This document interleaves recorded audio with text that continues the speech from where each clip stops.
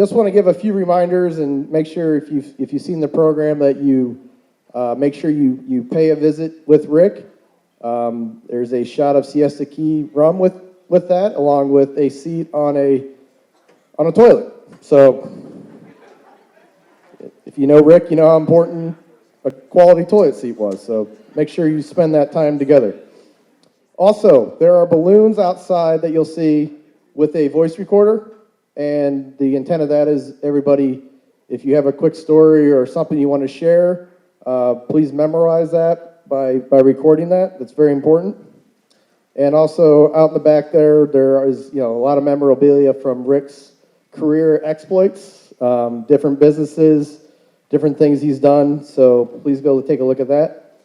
But I think we'd like to get started, and I'd like to welcome those that aren't here. We're live streaming, I believe, on YouTube. So those that couldn't make it in town, including friends and family in Brazil and those in Italy, there's people worldwide joining us. So that just goes to show Rick's reach was quite vast there. So.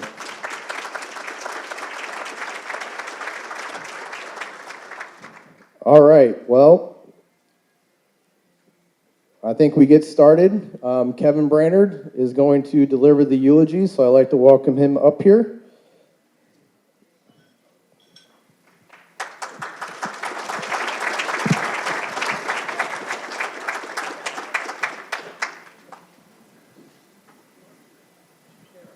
Thank you, Savi. Like and subscribe. I didn't know we were on YouTube.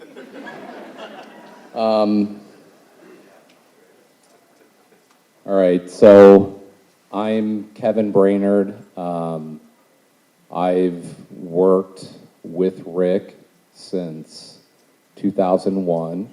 It's Labor Day 2001 was the day I started. The way I got the job, I graduated college. I had my first real job, and the boss was an asshole. And very similar to Rick, that I can only bite my tongue for so long.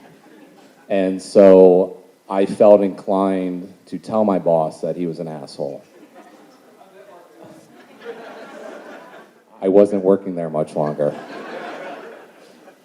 At the same time, my friend's grandma, Carol Hickel, was Rick's accountant, and so they needed an IT guy, and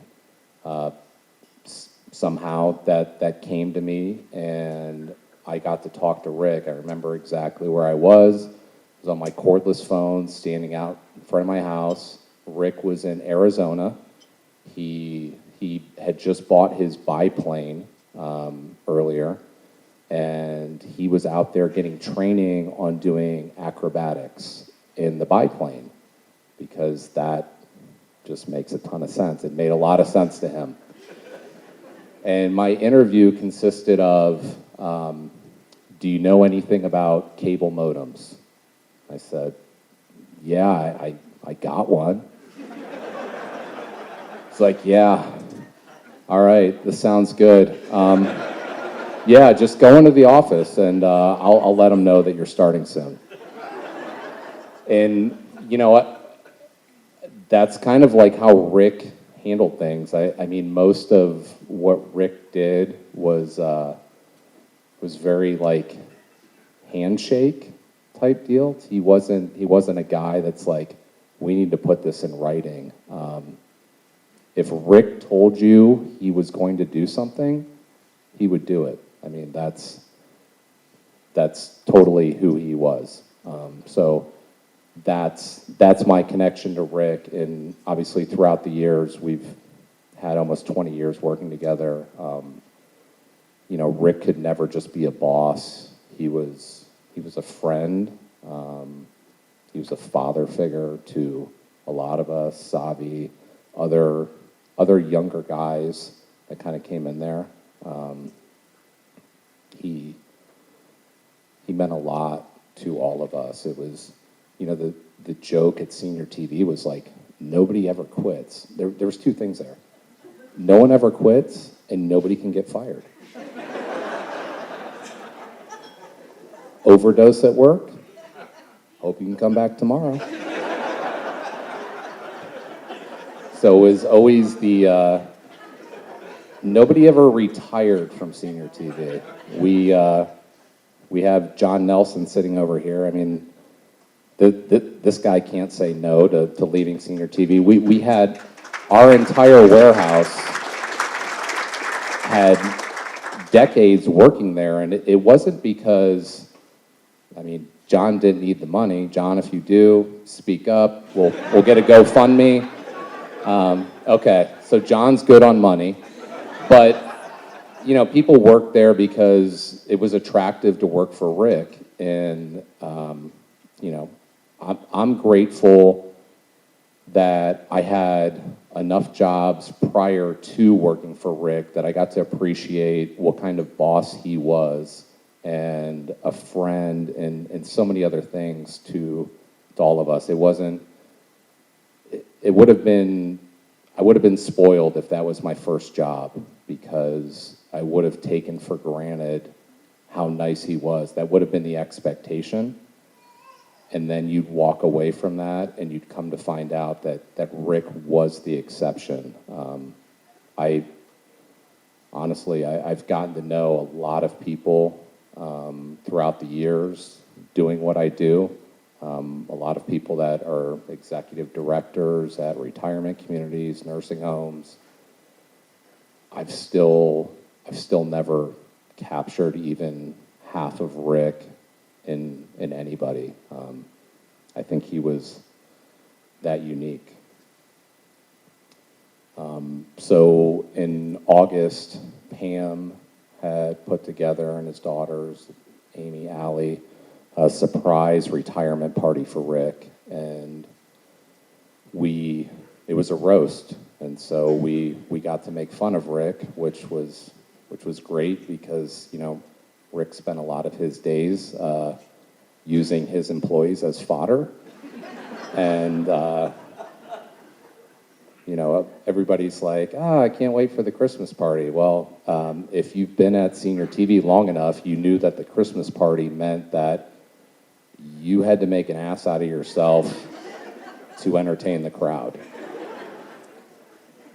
So it was good that we got to be there and say what we needed to say in front of Rick sitting behind us teasing him, you know, poking fun at the things that made Rick.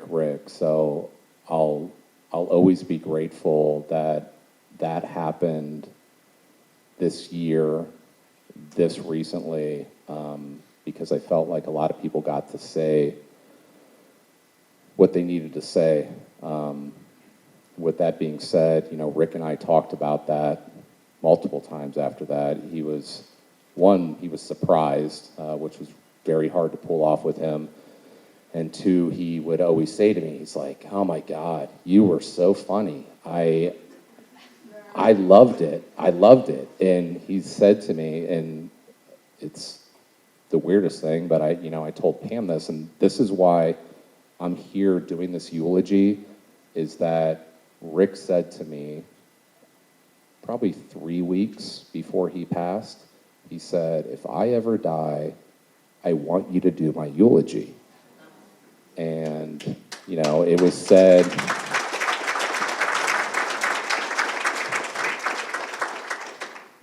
you know, it was said in a way where we didn't anticipate this quite so soon. I remember I said, I can't wait. And then I kind of caught myself and I was like, well, I mean, like, I'll wait like 30 years or so. But,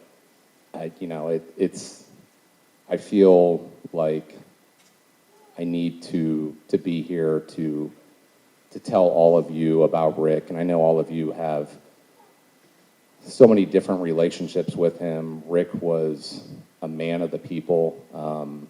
My God, I mean, like, I'm skipping around here, but he, you know, I talked to Pam and I said, you know, the best conversations I ever had with Rick was when him and I were on an airplane flying somewhere, because that was the only time somebody couldn't call him on his cell phone.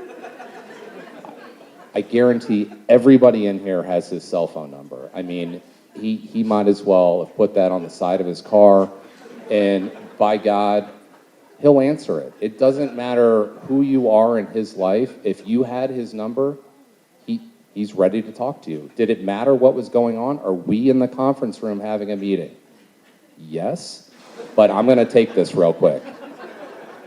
Hey, I can't get into the gate at airspace. Oh, yeah. I'm in a conference. Yeah, hold on. Hey guys, just give me 2 minutes.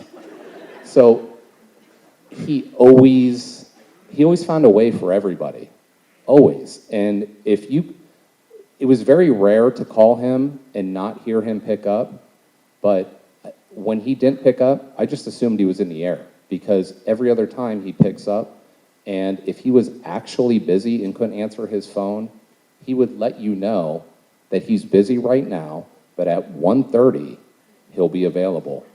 We'll talk then. And so the way that he made himself available for everybody, I think, all of us kind of felt that love. Like, I think we all felt like we were in the inner circle with Rick, because he always took all of our calls. I mean, there's a reason that this room is packed and people are standing in the back. It's Rick had that draw. Obviously, I did a fair bit of research after Rick passed. I wanted to learn about flying. And throughout my research, and it's my expert opinion that I'm going to say this, fuck small planes.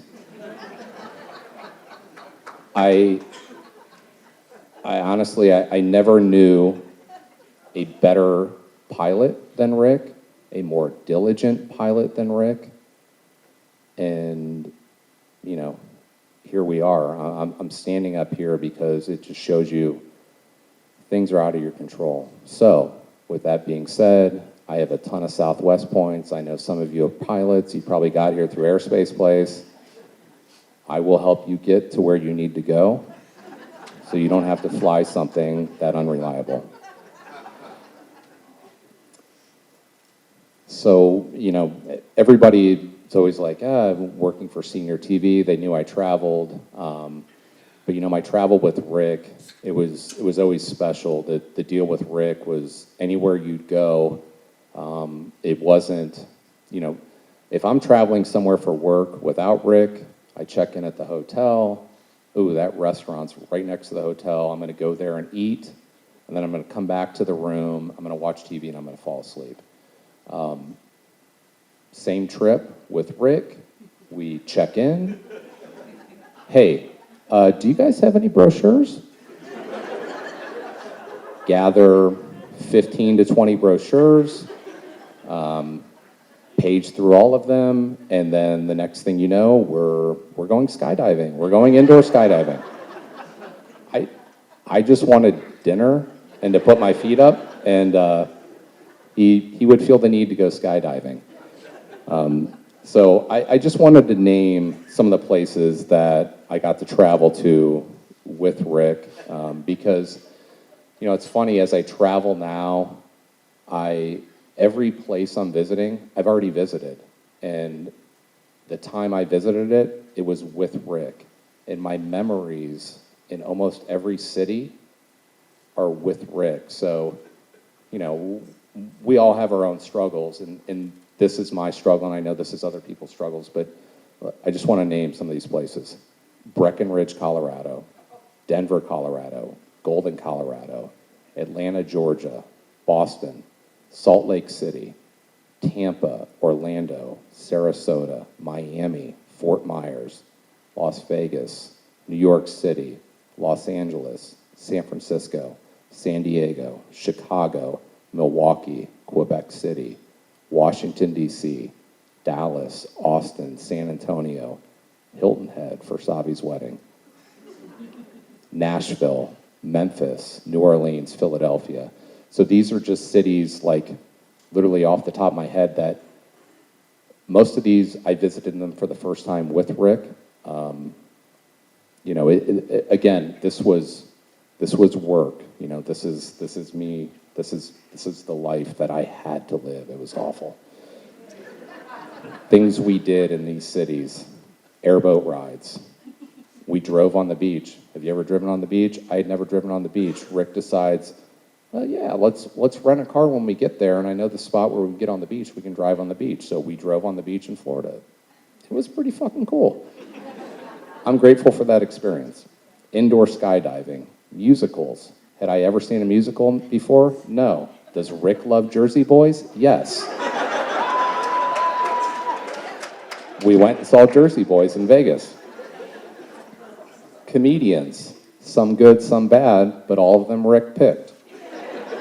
Improv comedy. When we were in Chicago, we went to the Improv and we saw improv comedy. We went bowling. This is where Rick got the nickname BCB. If you want to know what that acronym stands for, you're going to have to get Savi, myself, or Ryan Kane a lot of drinks. Segway tours. We did that in Washington, D.C. We did that in San Francisco. Chris George may or may not. Chris, I mean, it's teed up every time. I don't know. The guy drove into a car on a Segway. But Rick, being the concerned person that he was, rather than checking on Chris's condition, got out his phone to take pictures of the accident. That still lives on. Washington, D.C., similar experience. Rick decided to bring somebody because Rick, being the guy that he is Linus in this room? Good. Linus, I don't even know if you've seen Batman, like the one with the penguin with Danny DeVito. This is like, it was a very like similar shape. He had very small legs, very big up top. He was not Segway material. He dumped it at the Washington Monument, which we all got a good laugh out of. However, he was able to ride it back. And I mean, we were 10 feet away from parking these things forever. And he decided to put that thing down one more time. And that's when the knee went. And Linus was there to find a job at Leading Age. Linus ended up sleeping in Rick's room for 3 straight days, drinking a bottle of scotch, and while Rick recorded him snoring and sending us videos. We went snowmobiling. I don't know if anybody's ever been on a company trip to Breckenridge, Colorado, to rent snowmobiles to ride in the Rockies with any employee that wanted to go. That was a thing that Rick did for us. I remember exactly how much I paid. It was $0.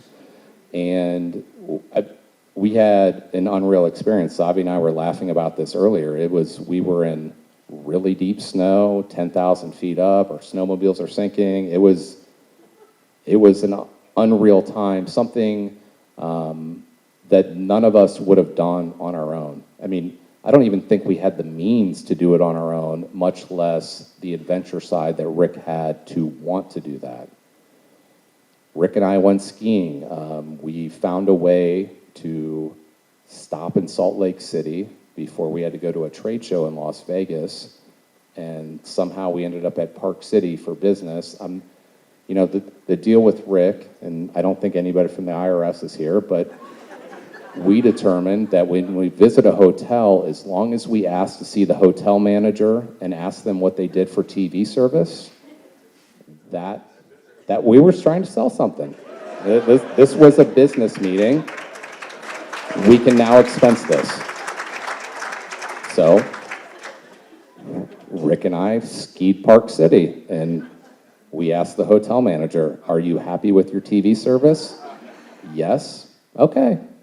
What was your name?" "Thank you." We did sleigh rides. Pam will remember this. One of the times we visited Breckenridge, we decided to go on a sleigh ride, and it's pretty cold out there, and I tend to warm up with whiskey. I turned Rick onto that. He decided that whiskey and Dr. Pepper was like the next best thing. And we were jollier than anybody else on that sleigh ride. We did an NHL hockey game. We did whitewater rafting in West Virginia. If you wanted to race cars, Rick was available to take you. We did nightclubs. We did Savi's bachelor party. Savi's bachelor party. Nah, I'm not going to go into all the details. But we were in Las Vegas. Savi's about to get married. We're working. Are we? It's time for his bachelor party. Yeah, so I don't know how Chris made that disappear, but that was an expensive night.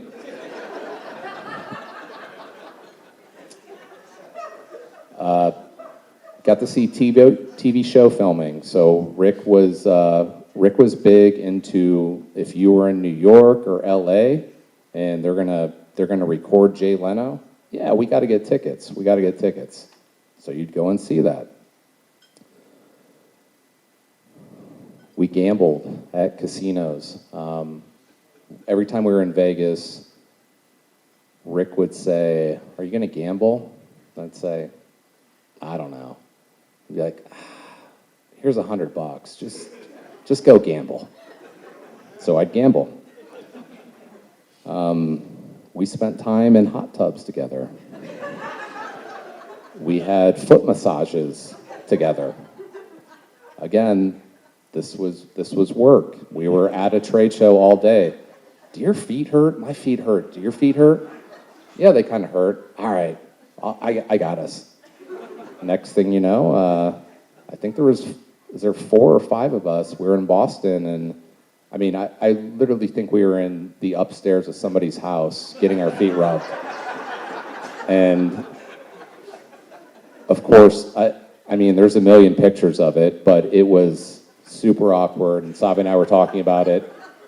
All of us were getting our feet rubbed, and Savi was getting his head rubbed.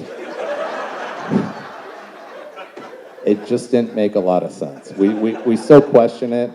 We all had women, and Savi, yeah, this guy, I think they just wanted an extra $40, and they woke up somebody, and he rubbed Savi's hair.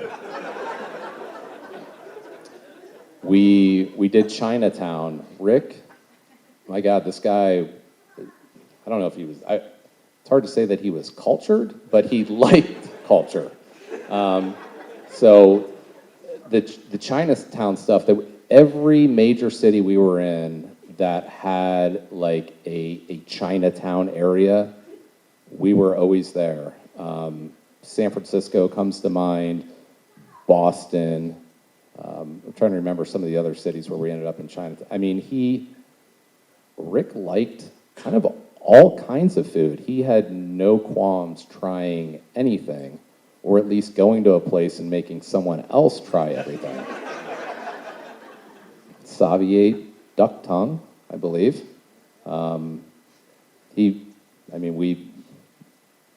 If you ever want to ask somebody about our Washington, D.C. trip, looking for Ethiopian food, I think Gary, I know Gary's here, I think he 3 mile walk, Gary quit 2 times during that walk. Gary was pretty hungry, and he was calling bullshit on that walk. Rick and I, and this was Rick's idea, but I thought it was a great one. He wanted to sleep in an ice hotel. And that's why him and I went to Quebec City, and we went to the ice hotel. The entire hotel is made of ice. And so, Rick did his research, and he anticipated, this is what it's going to be like, this is what we're going to do. We needed clothing to stay warm. So we decided, let's pick out like some long johns on REI's website, and that way we'll be able to sleep. I mean, these beds are made of ice. Literally the entire place is made of ice. So we get that. and we get the boys' long johns, and we get the girls' long johns. And Rick decides, I'm going to do something to the girls' long johns. So Julie Duncan, seamstress extraordinaire, Rick gave her these long johns and had the crotch removed in the women's long johns. So, I'm sorry, Julie, you have a talent. I don't know. Maybe somebody else out here is seeking this talent. All right, well, get that stuff on Etsy. So, we have to get changed. It's like it's the part of the night there. We've drank in the ice bar. We've ate at the ice restaurant. We've sat in hot tubs. You're supposed to warm up your body temperature.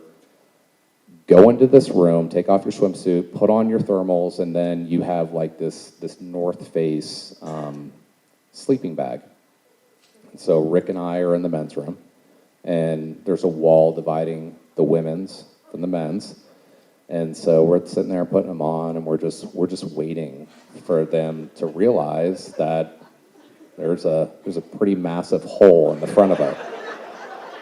And we sit there, and we start to hear the giggling, and Rick and I died. I mean, we were,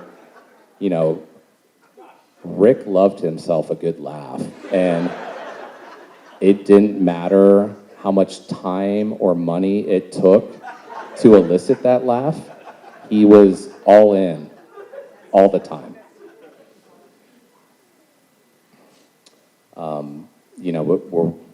We're thinking about, I'm racking my mind, I'm thinking about these things that he did to make us laugh. And, I think about his cone of silence that he had in his office. And, the attraction to it, I don't know necessarily was that Rick wanted it as much as Rick wanted to hit the button so it come down so he could see your face. And, when he's redesigning the building that we're working in, you have no idea the amount of attention that went into the cone of silence. It's like big details. It was like, yeah, whatever. We need a really silent garage door opener to bring this thing down. I need to have certain lights above. Can we get the drop ceiling to go up like this? That way it's a little bit hidden. I need it to fit here. So it was always, Rick loved to make people laugh. I'm sure he made everybody here laugh. So, in knowing Rick, one of the things that he was really good at, Rick was a problem solver. And it didn't matter what you brought to him. He either had the answer or he knew somebody that had the answer. And the way that he always knew somebody that had the answer is because of all of you, because all of you were in his inner circle, and you knew if you called Rick, he would answer for you. And so when he called you with a question or a favor, you always answered for him. And, obviously that benefited him, but that benefited people like me too, because Rick was my go-to guy. That was my guy that I would ask questions to, that I felt like I could share anything with. And I know that he's called on a lot of you on my behalf, probably unbeknownst to you, but the way he kept friendships and maintained them, it benefited not just him, but all of us here, probably indirectly. Almost all of you know each other.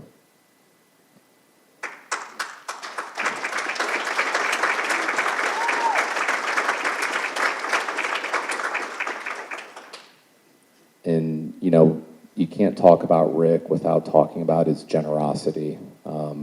When we did his roast, I made a joke because, we had an employee that literally didn't have a place to live. And so Rick bought a camper. And when I say a camper, I mean this thing was like 20-some feet. to park it behind our building, so the guy had a place to live. I remember him talking to me saying, man, we should buy a house right by the office, and then these people who are struggling with rent could all live there, and they could all be roommates, and we'll just cover it. I mean, it was this type of thinking. When Rick would present himself at a trade show to you, people would say, who are you? What do you do? I'm the head janitor. Like, he'd say that straight-faced 1,000 times. Like, he wasn't friends with anybody because of status, position, what they could do for him. He didn't really care. I mean, he was just a friend because he genuinely enjoyed your company and who you were and your status in life. That never meant anything to him. And he was always a guy that was willing to help. We did have people in our office that had drug addictions. You know what he did? Did he fire them? Fuck no. Let's put them through rehab. Rick would do that, so I don't even want to say to a detriment because, I'm grateful that he had that kind of compassion, and, thankfully most people didn't take advantage of that, but he was always that guy that would go the extra mile for anybody. And I think all of you know that. We'll talk about this later, but has anybody stayed at Seashell Condos? I mean, the guy, he bought those condos as an investment, right? Like, they're supposed to return rental income. And, I mean, Tom knows he got screwed on this deal.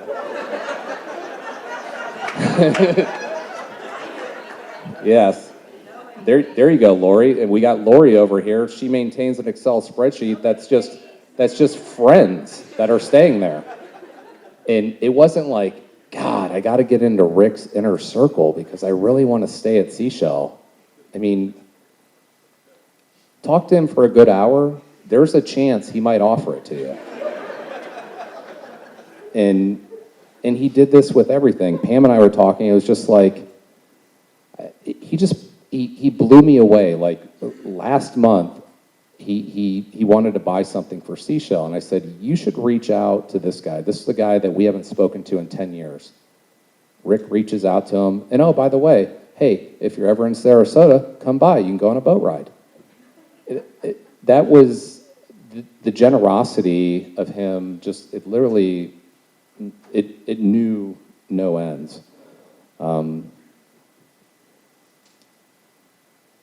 Part of the struggle, in dealing with this, I know I talked to Amy and Allie, and it's like we didn't get to say goodbye. This was obviously very unexpected and super unexpected. So I think that's what makes it tough. I'm going to sit here and I'm going to be grateful that Rick was the photographer that he was. This guy was obsessed with pictures, like obsessed. He's obsessed with video. So I've had people pass and I've craved their voice. Like, I just want to hear their voice. I just want to see him again. Rick left us millions. I mean, these aren't even understatements. Millions of pictures and video of himself. Rick was not shy, everybody. Most of you have probably seen Rick's ass. Okay, yeah. Who hasn't, right? I mean, my God. This guy would be thriving with an OnlyFans account.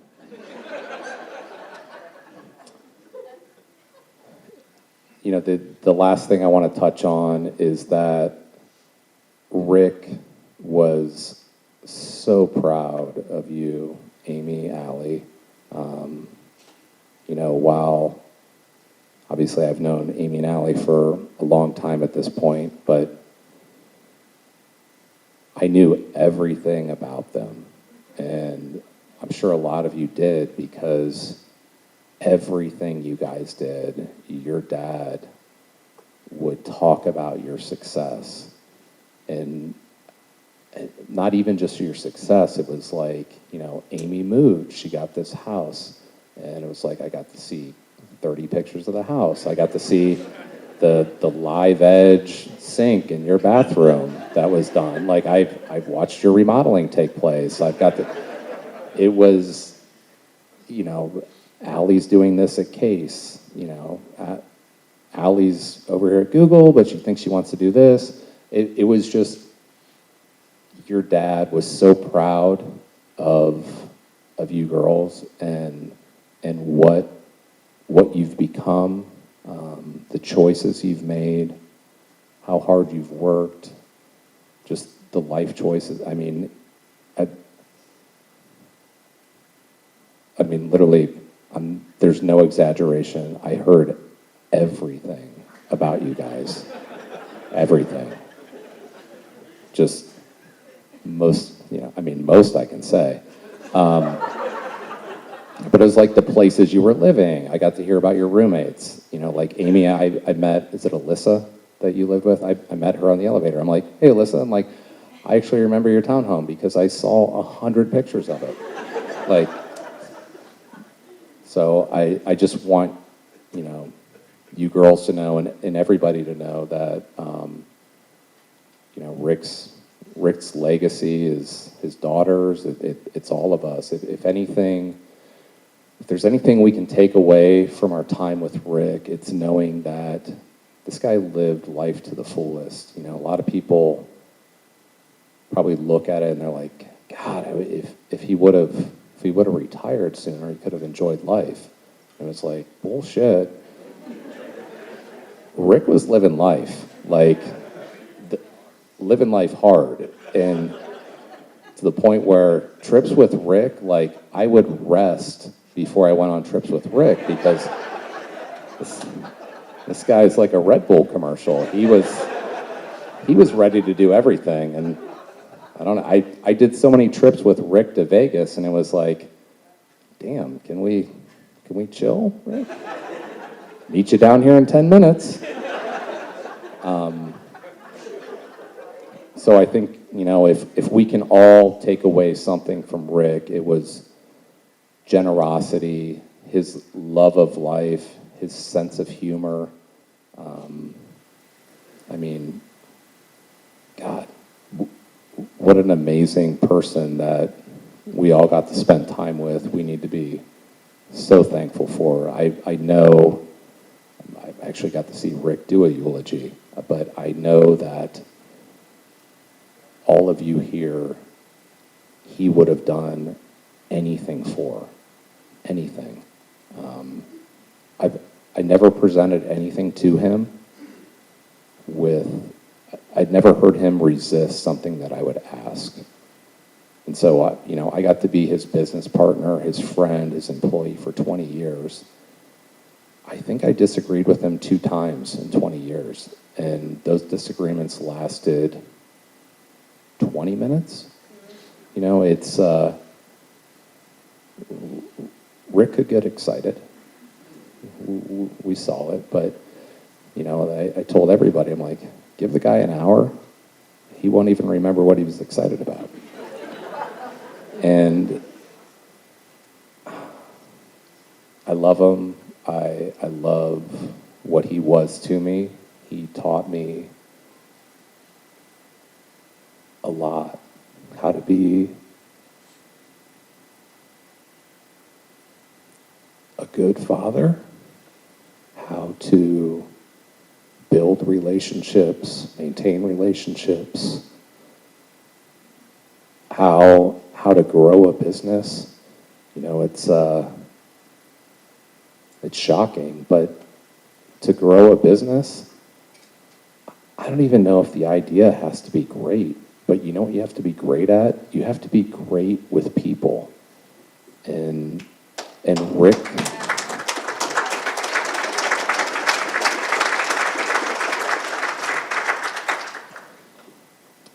Rick had a lot of businesses and a couple failures in there, but most weren't. And that's because he was just a guy you want to do business with. And I see it today. You know, the people that I want to work with are people that I can relate to and talk to. And it's weird, but it's like nobody with senior TV was really a customer. It's like everybody was a friend. You know, we would do leading age, and people would come to us. We'd be hugging people. Like half of leading age was us hugging people. Like, does that sound like business? Like that? But that's, you know, that's kind of his legacy. That's the business that we were, and that's how we grew. And I think, you know, there's a lot to be learned from what he did. And like I said, I'm grateful that I got to shadow him for 20 years and probably witness, you know, the greatest businessman, father, friend that I'll ever meet or know.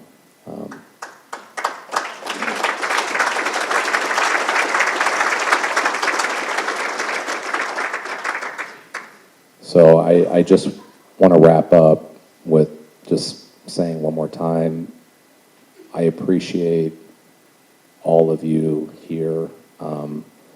Most of you I've seen or met at some point, but the fact that you showed up shows me that you love Rick, and if you love Rick, then I love you. Thank you.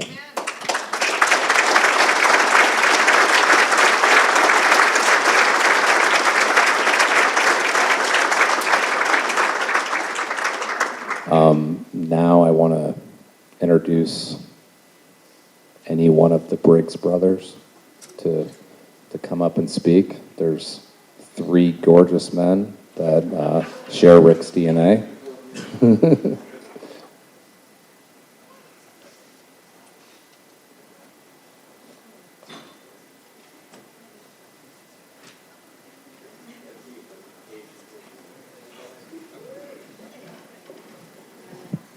Well, my name's Don, and of course I was Rick's favorite brother. And it's been a very surreal 2 weeks, 2.5 weeks for all of us. And we miss Rick, but you know, we still have stories. This one's kind of short, and it's about, I think I can tell, it's like 1977. And I think Rick was at Kent still, and I was living in Cincinnati. So he drives south, and we're going to do an overnight kayak trip. I think it was on the Kentucky or Red River, I can't remember. But I'd been on the river once before, no big deal. So we're paddling down, and I think we got out for some reason, maybe to check out a campsite. And of course, I'm playing around in an eddy, stupidly not wearing a PFD, and I flipped the boat. So let the boat go. I think I remember hanging onto the paddle, but I'm really struggling. And I think it was autumn, so we're wearing some clothes, you know, it's getting heavy, and I'm really trying to kick to shore. I'm thinking like, you know, I could really drown my ass right here. So eventually, you know, I get close to shore, and so this is where you come in. While I'm struggling and trying to do this, Rick is on the shore doing what? There you go. We made it out of there, obviously. So that's all.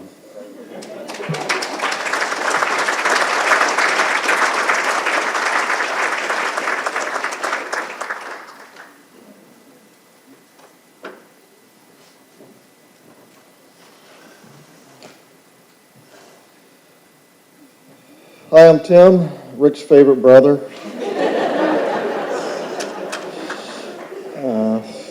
I wrote mine down. I'm a shadow at company parties, I suppose. You know, introverts like me have sometimes a tough time with public speaking, but how do I get through it? No, you're not all naked. At least not all of you. I can pretend I'm Rick. That's how I get through it. So I just have 3 points to make. 3. Number 1, our mom would be really surprised to hear that I actually had 3 dads. No offense, Tommy. I could call Rick anytime. He would answer the phone, as you've heard. I know that he would be able to pick me up if a car broke down, a bicycle broke down somewhere. I know that he would be there. I could ask him if he knew a plumber or an electrician. So, oh yeah, but I wouldn't use that guy. B. B. Yeah. Okay.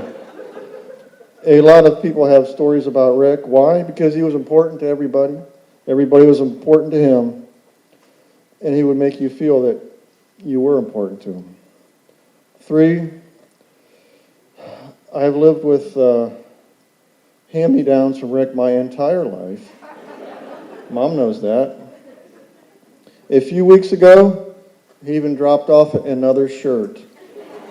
It had apparently shrunk, and he called me skinny. The shirts I have on were his. I have many of his shirts, wisdom, much more.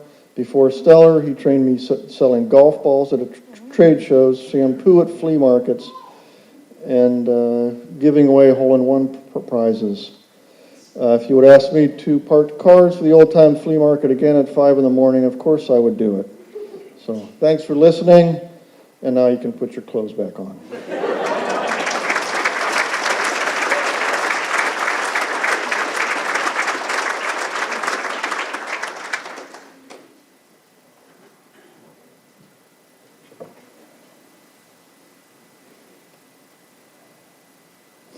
Hi, I'm Tom. I'm the youngest brother, and I actually am the favorite brother. I'm also known as the spoiled one, or sometimes, according to my parents, the accident.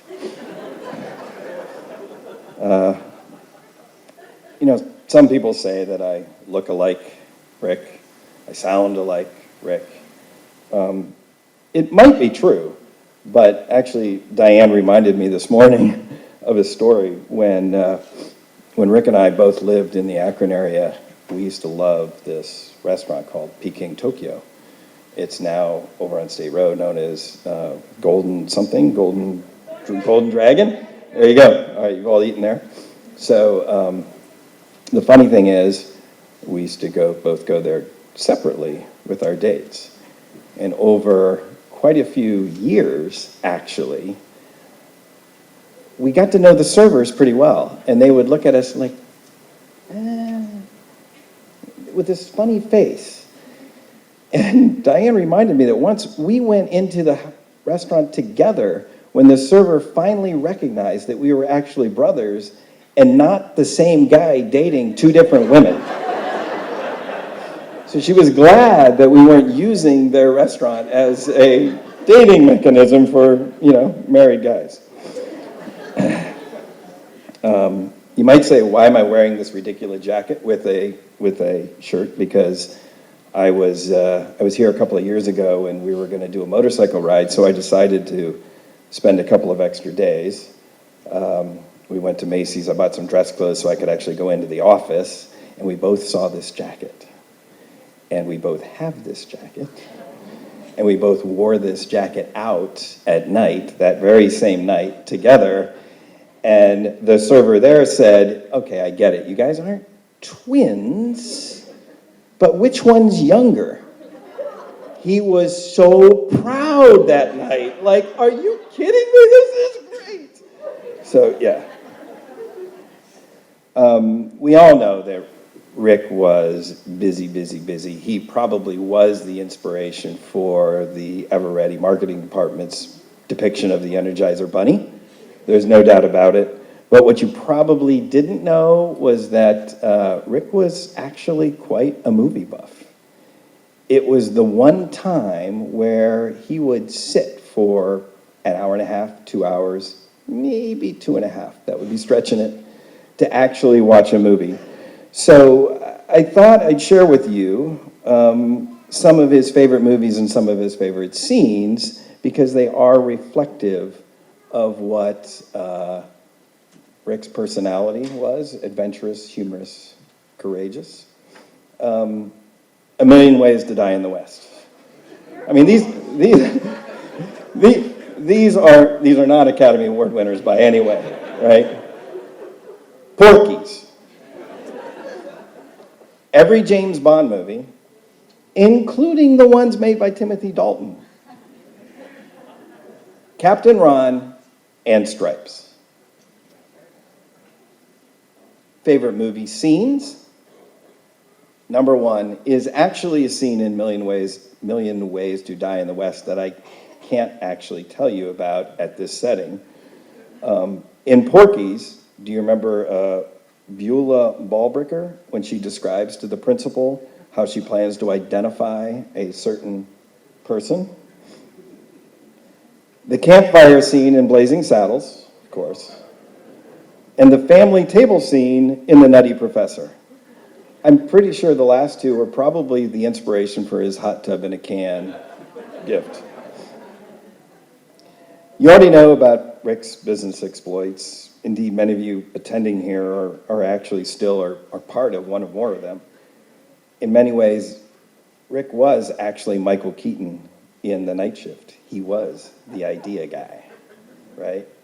And like Clark Griswold, who set expectations for Christmas that no family could achieve, Rick set an example for hard work, ingenuity, and humor that few can follow. He was an entrepreneur, no doubt. I think his unique attribute was to actually create companies and businesses to satisfy his personal needs, sometimes with a profit, right? Airspace Place was, for example, it was created because he didn't want to drive to Mogador to go for a plane ride, right? The Garage was born, his most recent adventure was born because he needed an office and a place to store all his toys, right? The thing about Rick is, and Kevin mentioned this, is that in everything he did, he involved his family members and his friends in a generous way. I mean, many of us in this room have benefited from wholesale purchase prices of many goods, electronics, TVs. I mean, who in here doesn't own a Swash 1000 bidet? I live in San Diego and I have 2 of them.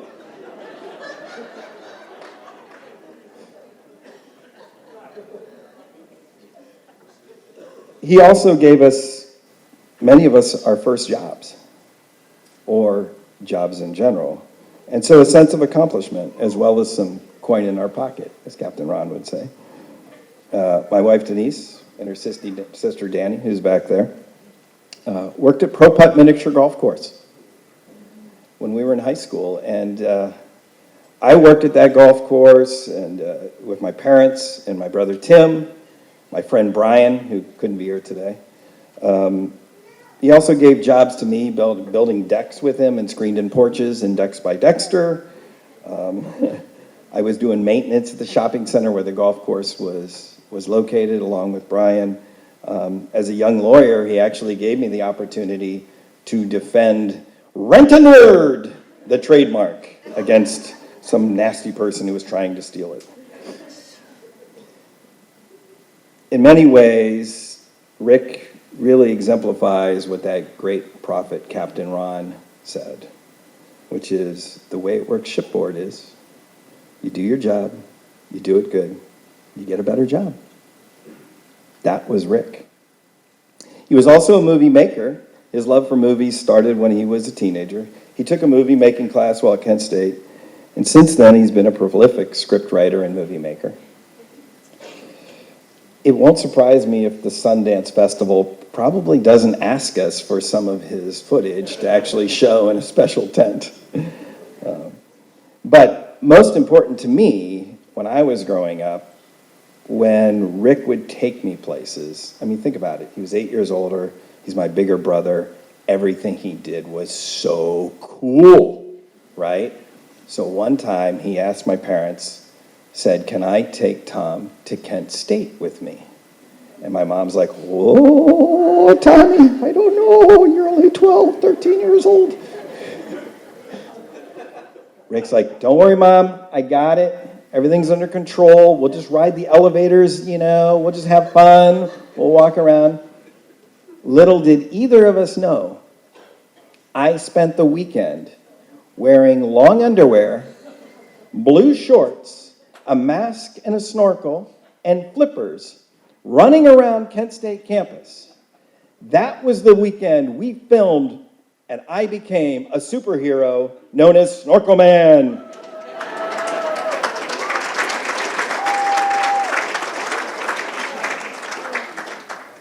I think, are we going to show that outside by now? Oh, anyway. His more recent movies were not quite as lengthy. I mean, that was only 15 minutes, so seriously. His most recent movies were shorter, and many involved motorcycles or other trips that, we as family or as friends would take. One that he and his co-pilot, Pam, made recently was quite funny. It has not been broadly shown and probably shouldn't be broadly shown. They were visiting us in San Diego, and my daughter Kelsey just reminded me this of yesterday. They were visiting me in San Diego when we had a party, and while we were out entertaining the guests, Rick and Pam were making a movie in my bedroom closet, pretending to do the dirty deed. And then we went home and he showed it to everybody, including my mom.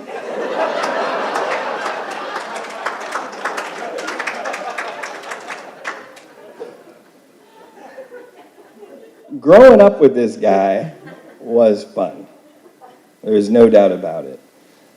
He loved Stripes. Bill Murray said, "Who cried when Old Yeller died?" Well, I'm really not sure, but I've cried many times since Rick died. But not today.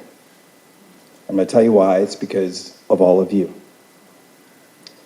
You verify what we all knew and believed in Rick. And for that, we celebrate his life, and I thank you for all coming and being a part of it.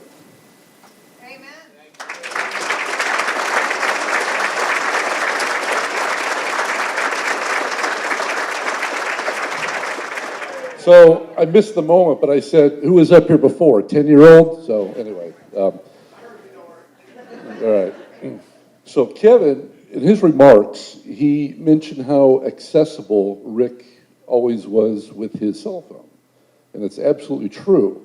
But I want to know, so he had so many numbers in his phone that he could receive calls from anybody at any time, and we all know that to be true. But has anybody ever been the recipient of a butt dial from Rick? A couple people here have? All right. Well, yeah, several of you. Well, my experience was I get a call, I see the incoming call, hey, it's Rick Briggs. Always a fun time to talk to Rick. I answer the phone, hey, buddy, how you doing, right?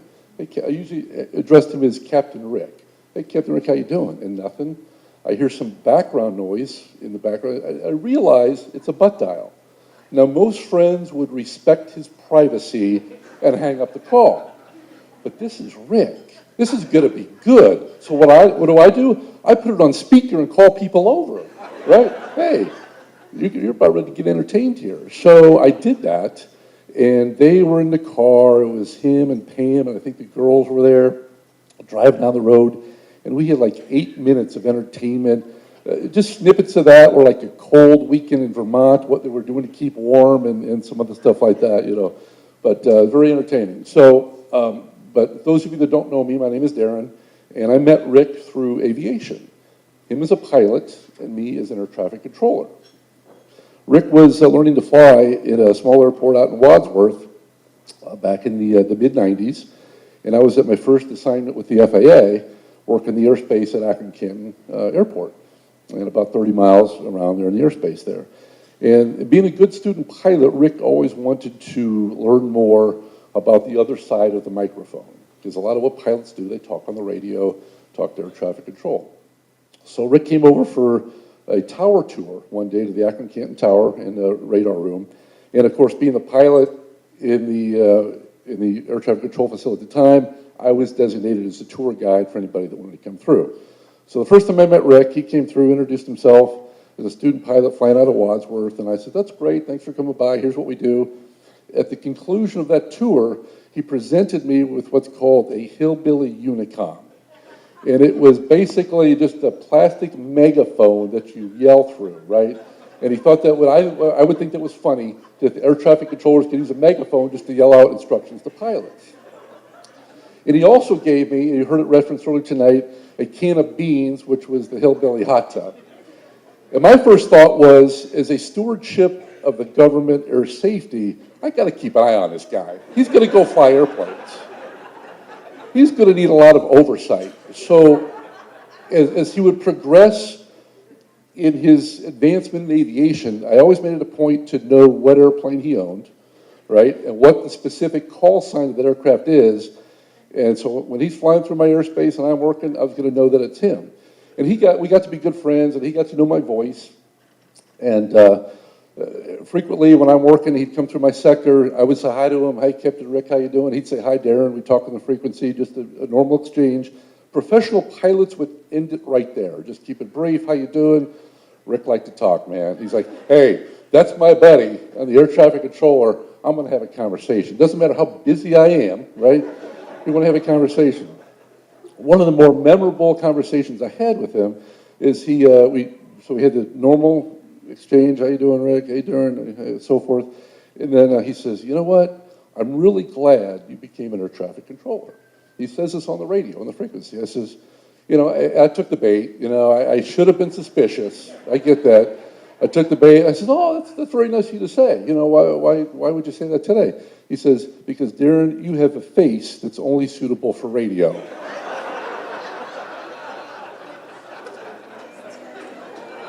And that was an example of leadership, because for the next 5 minutes, every other pilot took that opportunity to hold their professionalism in abeyance and just make comments and insults to me on the radio. And meanwhile, he's laughing, just flying along, and on. But all that aside, I'm honored that I was asked to give the toast to Rick, right? I've known him for 25 years, and again, through aviation, and I've been on motorcycle rides with him, and many plane trips, and jet skis, the whole bit. And one thing that's clear is we came in today, and you could see by the tables outside and the screens up here that Rick has the most documented life of anybody that we know. Pictures, videos, artifacts about him, created by him, and that's very well documented. But there are times when the camera's not rolling, and we have special memories of Rick, of those times that they weren't captured on video or by picture, and we just have those in our memory. And our memory fades over time, and there are other times where we just don't even recall the fun times we had with Rick, and usually drinking is involved, right, with those times. So I think we're gonna do the toast now. If you have a drink, I think it's probably appropriate to stand, if you wouldn't mind doing that, please, and grab your drink. So for all the times that we don't remember, with a friend that we will never forget, a brilliant mind, a beautiful soul, and I wish him peace on his journey. So let's take a drink to Rick, please. Thank you. All right. Good afternoon, everybody. So this song that I'm playing is a song that Rick wrote back in the 80s, I guess. And I actually know Rick. I used to do the auto racing with him. Yeah, I know Rick from when I used to do auto racing with him, and I live in the area, and he opened up the lunch dock behind Senior TV, and I got to play there several times each summer. So I was asked to play this song that Rick wrote. You'll find that the chorus is not very complex, so as you hear it, please feel free to join in.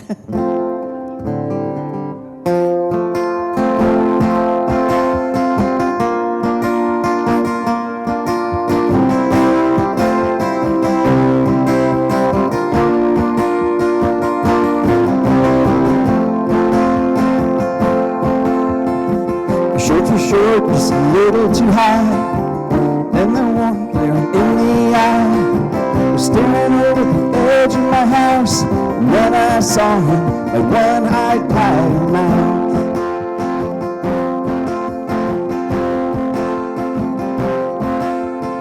Was at the beach and I wore those pants.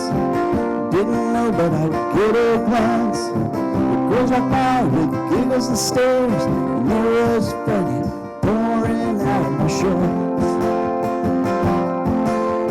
One-eyed trouser mouse, one-eyed trouser mouse. Get back, you cute little thing, 'cause no one wants to see my ding-a-ling-a-ling.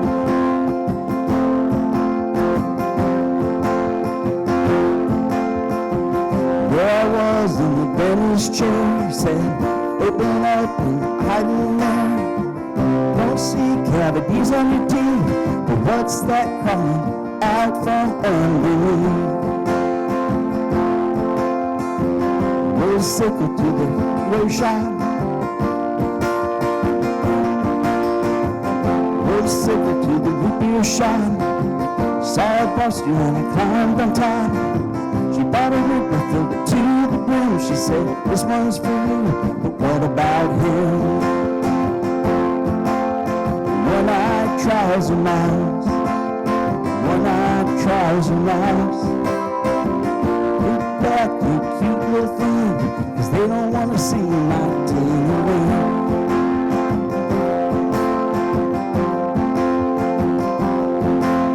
I wore the shorts to the little farm.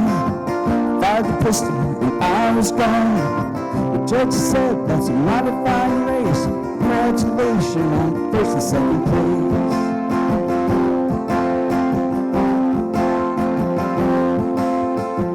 Set the barstool at the bar. Putting man on a quarter cigar. Told the bartender to bring me a brew. He said, here's an extra for the both of you. One-eyed trouser mouse, one-eyed trouser mouse. Get back, you cute little thing, they don't want to see my ting-a-ling.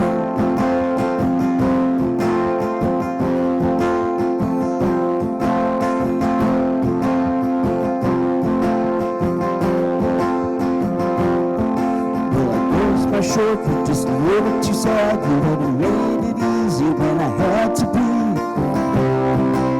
Shame on me, goodbye folks, the cops are after me.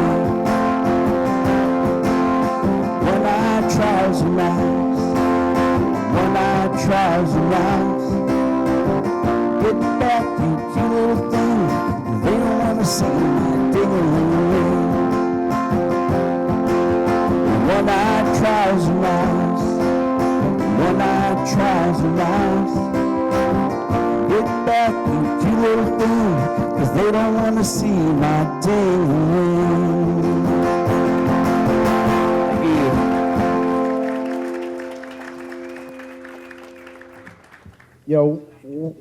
you. Kevin said it, other people know it. Working for Rick at Stellar was an anomaly. There was really no place like it. As you said, if that was the first place you worked, you're screwed because you're not going to be able to survive anywhere else. But because most places are not like where, working for Rick is like. I can say this, if the walls could talk, especially at 815 East Talmadge, they'd call the HR department. I'm not kidding. Like, literally, we violated every code of conduct and ethic there is possible to do in a business. I mean, if you raise your hand if you've been to one of the Christmas parties, I'm just going to say that right then and there, you know. You're all sitting there going, can you really get away with this shit? But if you're going to stick around though and be here because we are not leaving, I suggest spending some time with Gary, with Paul, with Kevin, John Muniz, and hear a few stories because they are endless and they are amazing, and you will burst at the seams with laughter if you spend time around those guys telling the exploits of Rick at Stellar. But that was Rick. He was extremely hardworking and driven towards having a good time. He took amazing care of his employees. I mean, if you take a look at our bathrooms, the Schwash 1000, we have 3 of them. Who would have known having a good bathroom is that important to him? I mean, seriously, affinity for bidets, you saw in the video he gave out underwear. I have 4 or 5 pairs of boxers I got from the guy. I have no idea why. I've never talked about having underwear ever. But in all seriousness, Rick had a true passion for his work. Like most businesses, success does not come without trials and tribulations. I mean, there are stories, and prior to my time, maybe 4, 5, 6, 7, less than a dozen employees. Rick went on the road, and if he didn't close that deal, he did not make payroll. He had such an axe for sales. There's some binders I put out there that were his old sales Bibles, so to speak, that had the features and the solutions that we offered, and he would legitimately go through page by page with customers and tell the story about what we do and why we offer. He did it with so excitement that those people would have paid double than what he sold it for, just because that's who he was. They bought because of Rick. He sold because he just drew people into him. And he did it so well with terrible clothes on the whole time. I kid you not. He would spend $1,000 on a bidet seat with 1 pie of toilet paper. Tell me why that makes sense. We'd have the most extravagant gag gifts that would ever be. Hey, go spend $500 to make this guy look like an asshole. And we wore Port Authority senior TV shirts. That guy was great. But to Rick, success was not measured monetarily. He believed if you took care of customers and employees, the rest took care of itself. And his exploits of generosity. I mean, I for one, and I pretty much gained everything I have. I say not everything. I didn't get taller, but I'm very fortunate to be where I'm at because of knowing Rick Briggs. I mean, I was hired at Senior TV because I put on my resume I knew Kevin Brainerd. So, thank you, Kevin. But we built a very successful business. He built a very successful business. And he did that by creating a culture and a family. And his legacy will forever live on by the people that he empowered, that he trained, that he developed, and that he cared for at Senior TV and Stellar. So I thank him for that. I think we all thank him for that. And with that being said, please, by all means, come up here and share similar stories. I know Bob Play, you want to say a few words. Paul, anybody that wants to come up and speak, you will be timed. I don't know if I went over or not. Typically I do. But please come up and say a few words because there's so many good things we can share about Rick, and anybody that has the desire to do so, we welcome it. So I turn it over to those who want to come back.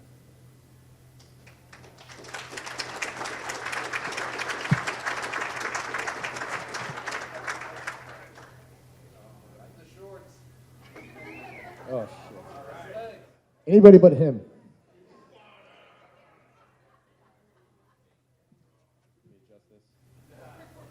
It's cold in here. My name is Ryan Kane. I've had the privilege of being friends with Rick for about 14 years. I worked for him during that time as well. The last time that I spoke to Rick was, I sent him a picture of this outfit. We were about to head to Siesta Key, and he responded back, "My learned and loyal follower, you've done well."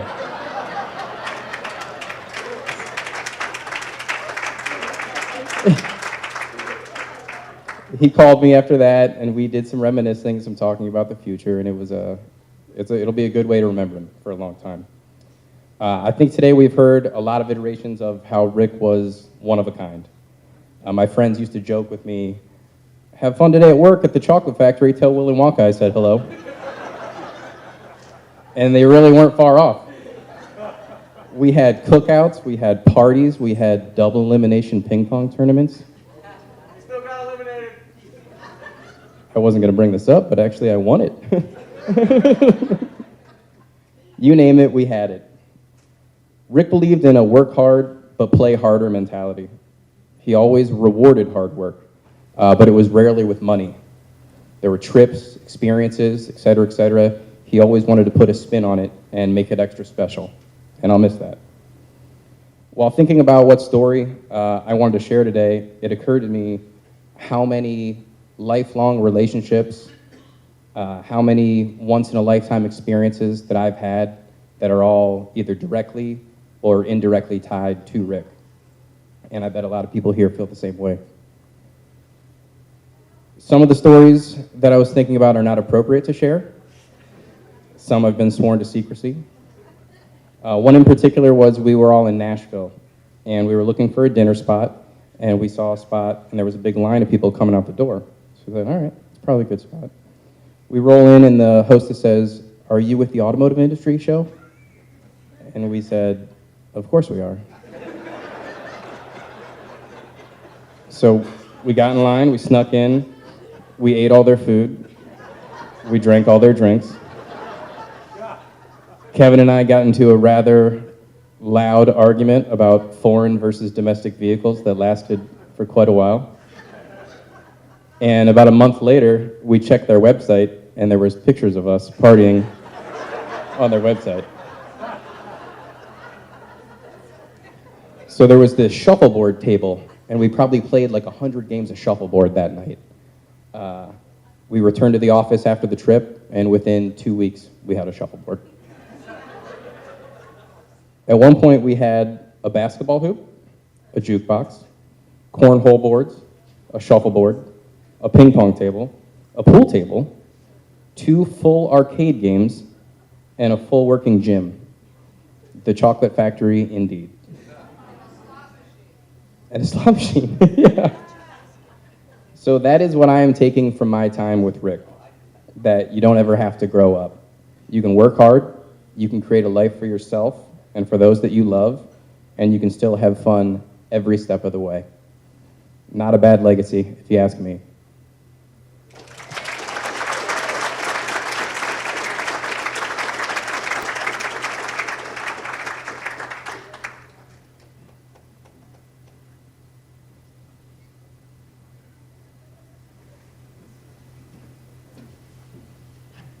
I don't think I was on the schedule, but I wanted to say a few words.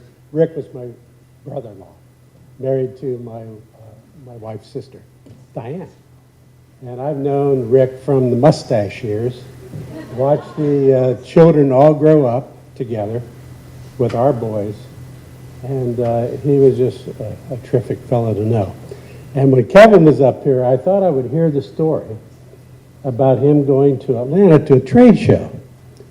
And as he was going down to the trade show, he saw this billboard. Vasectomies, painless. Now this is Rick. Rick says, "I need one of those." He had 2 beautiful daughters. I thought he would have a son, but no, he was done. The girls were it. So during this trade show, he makes an appointment with the doctor. And it was a painless procedure, right? Painless. How can that be painless? So anyway, he's working this trade show with an ice bag you know where, right? But seriously, I would have liked to have seen that, just to laugh at him, but anyway, I didn't have the opportunity. because I didn't work for him. And all you people who did work for Rick, I admire that, and I envy you, because I knew him as a relative and a friend, and just a terrific person. And to sum Rick up, I would just say that he was a marketing genius, truly a marketing genius. So to Rick.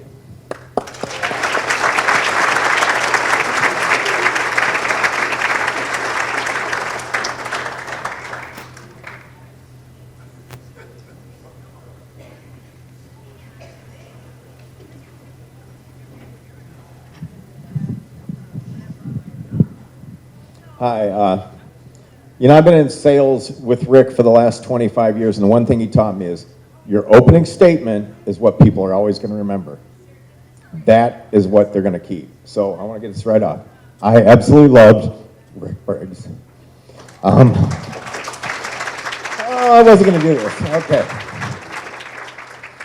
If any of you can't honestly say you love Rick, I'm sorry that you didn't know him, because really, that was the guy. Shit, I had all this stuff I was going to say, and it's just flooding. Everybody, how many people were the ones that said when they called Rick, he'd always pick up the phone? Shit, I got you beat by a mile.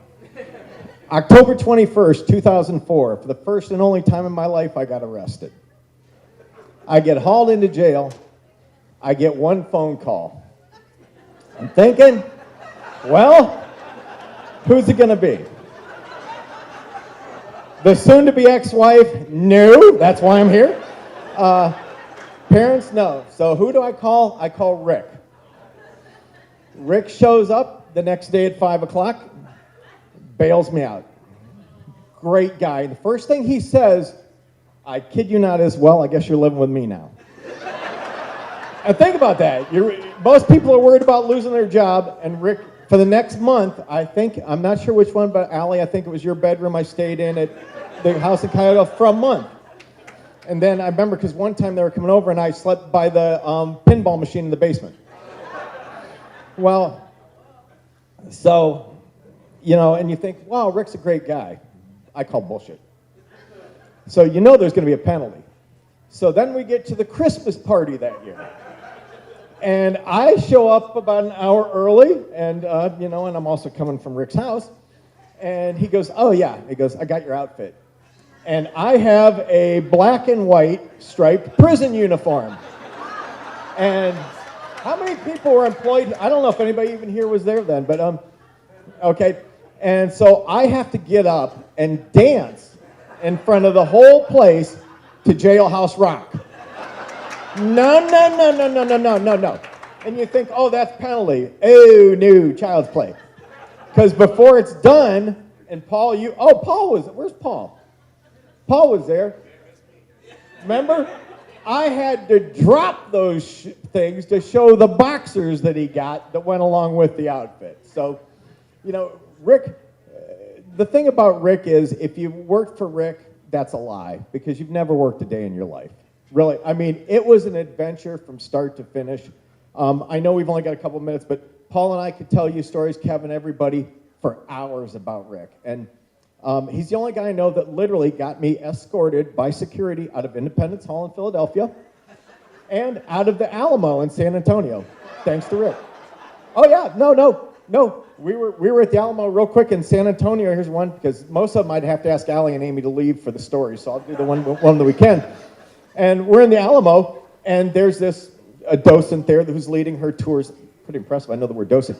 But leading the tours there in the Alamo, and she's got a group of seniors, fittingly, she's taken through, and she's telling where Santa Anna's men came up and how they're attacking. And Rick, being the smart ass he was, goes, well, why didn't they just take up positions in the San Antonio Hotel up here on the roof so they could shoot them? And this lady, and meanwhile, you've got 50 seniors who are wetting their depends, and they're all sitting there peeing their pants, and this lady looks up and she goes, oh, because they didn't have that hotel. I'd like you gentlemen to just leave right now. And so, but that was always Rick's way. He would do what seemed like the most conniving things with love in his heart, because all he wanted to do is make a bunch of seniors who were bored laugh. But so and I know, like I said, it probably makes no sense what I'm saying up here, but the biggest thing is, oh my God, I love Rick Briggs. And if any of you can't say that, you didn't know the man. But Rick, the other thing was where I met Rick was when he came out to take flying lessons. And I'll never forget when he came out, the first thing I thought was, oh shit, he looked like Elmer Fudd. And, you know, you've seen the hat he always wore with the flaps that came down. He comes out standing with that, and he's got that, and he looks like Opie Taylor. I mean, and that's why I said he looked like Opie Taylor and Elmer Fudd had a love child. And then the first thing he proceeds to tell me is I get motion sickness. And it just kind of went a little bit sideways from there. But, I mean, and like I said, little did I know that was the start of the guy that influenced my life. I love my father, but even influenced me more than my own father. I mean, Rick was literally, although he was only a couple years older, like a father to me. And absolutely one of the greatest people I ever met in my life.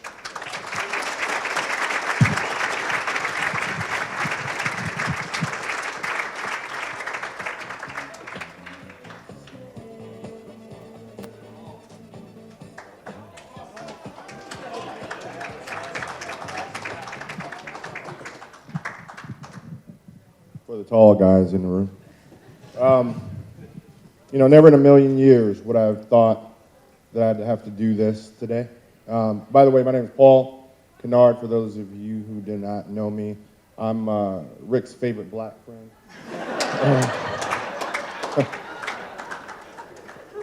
Look around the room and you'll know I'm serious. I'm the guy that brought color to the room and the company. Now, all jokes aside, Rick, oh God, you know, so over 20 years of relationship, I think, I don't know who it was because everything is blending together. And people who in this room that know me that I don't get nervous talking to people at all. But it was nervous because how do you talk about somebody that you spent over 20 years learning from, building with, growing with, and get all of that into what they meant to you in 5 minutes or less? How do you do that?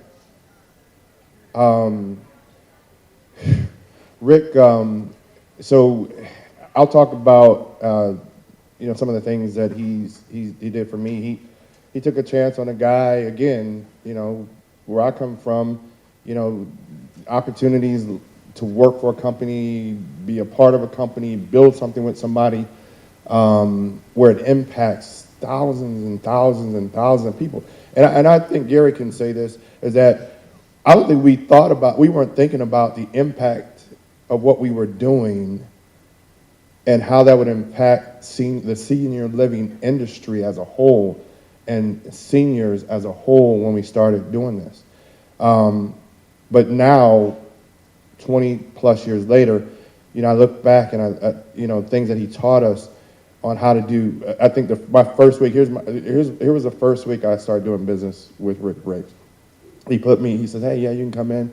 He negotiated this deal with me. He said, you don't have to be an employee, and we don't have to talk about that, but he says, we can do this deal and all this good stuff. I'm like, man, this dude, either he's really smart or he's really crazy.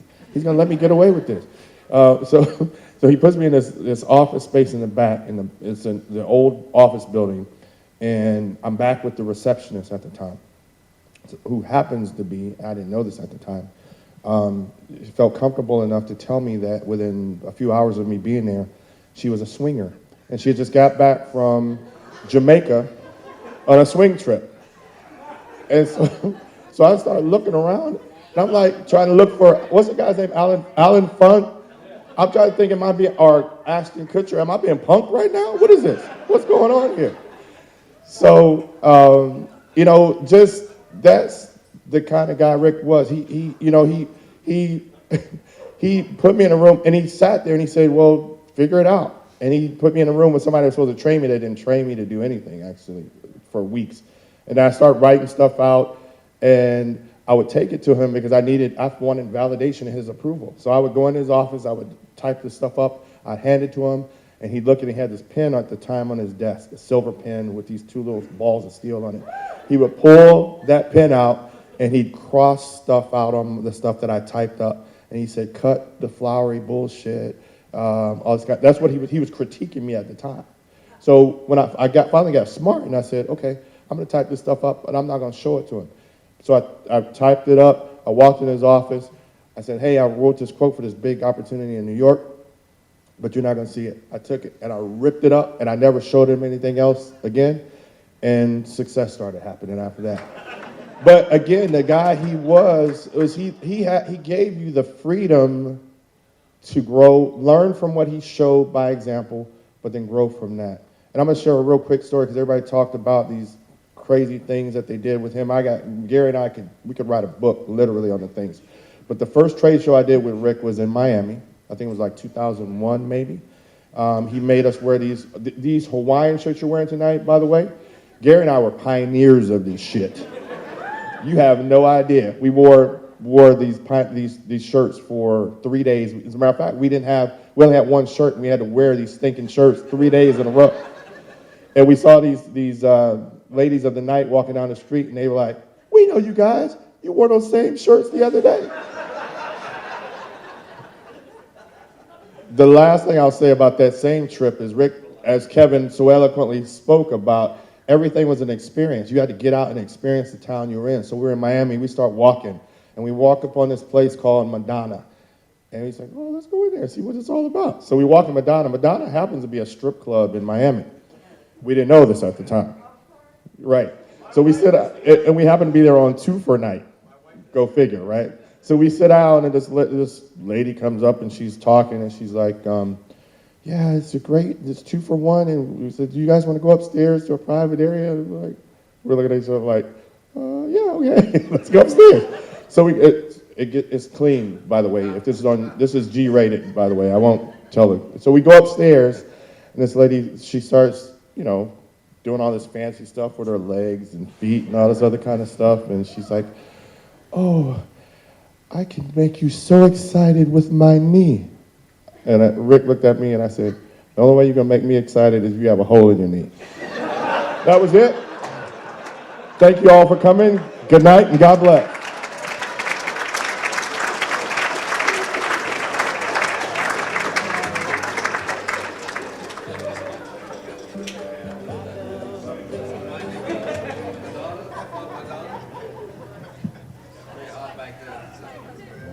Pretty good, Paul. Tough act to follow. My name's Larry Thompson. Rick was one of my best friends. I wasn't going to speak tonight because I didn't think I could maintain my composure. But then I heard that it was limited to 5 minutes, and I thought, oh, wow, I'm definitely not going to speak. But then I was having a beer with my friends the other night, and they asked me if I was going to speak, and I said, no, I don't think I am for those reasons. And they said, well, write it down. Make it, 4 or 5 minutes, and if you get emotional, just stop, take a breath or two and read it. So that's what I did. Okay, so I kind of did the chicken way out, but this way I can get through it because Rick was a very good friend.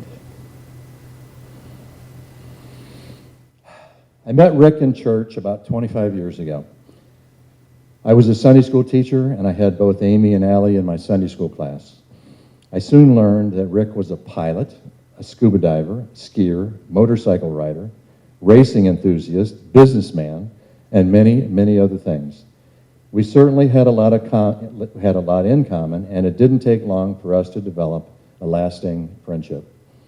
As the years ticked by, Rick wanted to get me back into flying. I'm a pilot from a long, long time ago, and I wanted to get him back into motorcycle riding. So on the flying side, and with the purpose of getting me back into flying, Rick and I purchased a Romanian IAR 823 military warbird that we completely overhauled, including a really cool camouflage paint job. There are some pictures around here of that if you can find it. Of course, in typical Rick fashion, he created a company called Transylvania Airways. And our motto was, we suck. All right. It was painted on both sides of the airplane, okay? And yes, it included a picture of a beautiful, scantily clad, well-endowed blonde, okay, and she had vampire teeth. In addition, he made us both official-looking military flight suits, which are around here somewhere, and captain shirts, which I'm wearing here tonight. And the flight suits were Comrade, Briggsky and Tomsky, okay? And the same on the captain shirts, as you can see. Comrade, this one's Captain Tomsky. So I'm wearing that shirt tonight, and I think his is around here somewhere tonight as well. What an imagination Rick had. We had a lot of fun flying around at the local airports with our outfits on, and the looks that we got were worth all the efforts that we put into the project. Rick loved the looks on people's faces. He always did. On the motorcycle side, I had a small Suzuki street bike and decided to purchase a Harley-Davidson V-Rod. It was very sporty and fast, but not a two-person machine, nor was the Suzuki. To get Rick back into motorcycle riding, a few years later, I invited him and Pam to join me and Arlene on a memorial motorcycle ride for a young serviceman from Talmadge that was killed in Afghanistan.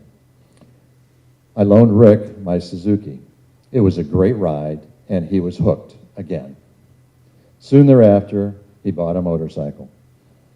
The next thing I knew, Rick was planning a motorcycle adventure, with our significant others, to Colorado.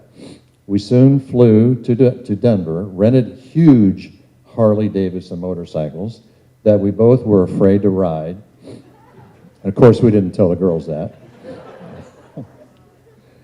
The trip was fantastic, riding the mountains for 3 days, but the trip wasn't long enough. When we returned home, both Arlene and Pam convinced Rick and I that we had to buy big Harley-Davidson motorcycles with these queen seats on the back if we ever wanted them to ride with us again. Of course, we complied, and more times than we both would like to admit. The next several years included many motorcycle trips, including 3 out west again. Tom was in on one of those down the coastline of Florida, 2 in Canada, and several in Ohio, Pennsylvania, New York, Virginia, West Virginia. It also included many flying destinations such as Mackinac Island, Fun and Sun, and Key West, and many, many more. All of these trips have left me with wonderful, long-lasting memories.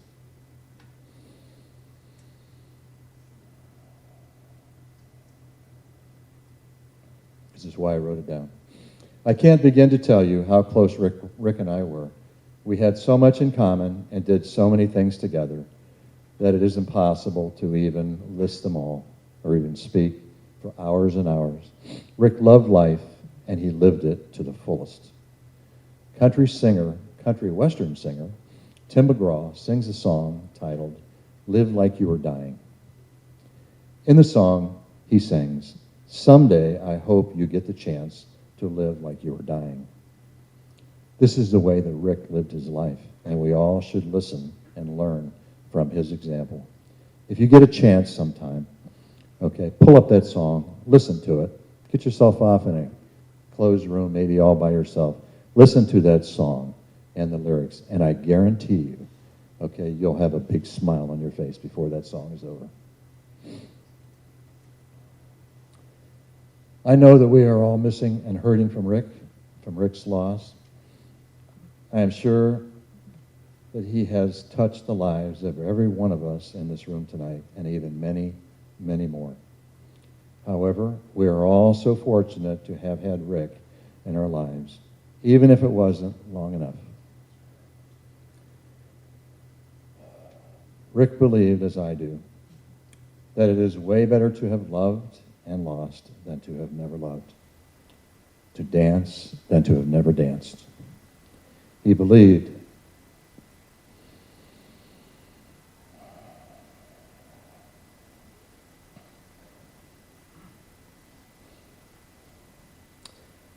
that you cannot stop living for fear of dying, and he wanted all of us to have a happy and full life. That was his motto, his goal, and he was exceedingly doing that. We are all so fortunate to have had Rick in our lives. I know we did a toast earlier, but I'm going to do another one. I'd like you to just stay seated, raise your glasses. To Rick Briggs. All right. Thank you for being a great son, brother, husband, father, grandfather, friend, employer, and everything else that you have been to all of us. Although you are not here in person with us tonight, Rick, we know that you are here with us in spirit and will be forever in our hearts and in our minds. Here's to you, Rick. So long for now.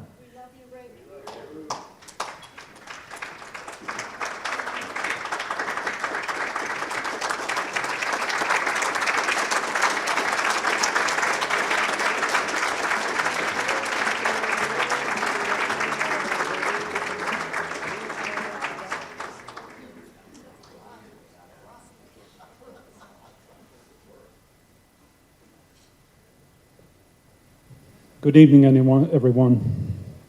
And I thank especially the family and all the friends and associates of Rick give me the opportunity to speak about him this evening. My wife and I are very, very thankful that we were allowed to come and have me say a few things about Rick. I'm the former CEO and president of Blondertongue Laboratories, and Rick and I have been brainstorming products and solutions for the things that he needed since the early 90s. I'm a present board of director member, and I was the one who recommended Rick to our board, and absolutely he was the most highly contributable person on the board. In the short time that he was a board member, a little over a year, it gave us so much guidance about the market and the products. And I apologize for my nervousness in front of you this evening. I'm sure he would not have been if it was the other way around.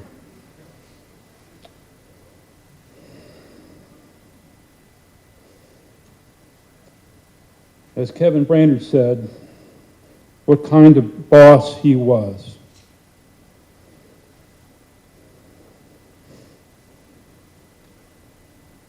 And I say, what kind of a customer he was, and an associate he was.